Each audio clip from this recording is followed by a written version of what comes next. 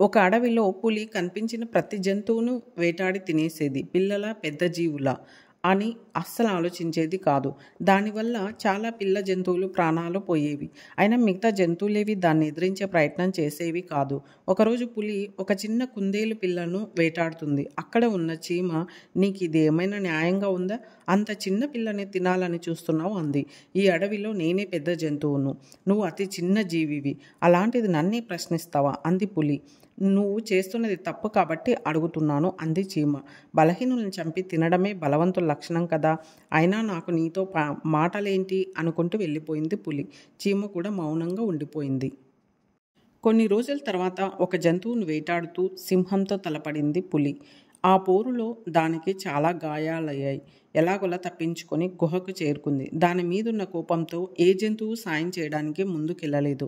దాంతో చీమ పక్క అడవి నుంచి ఎలుగుబంటిని తీసుకొచ్చి వైద్యం చేయించింది.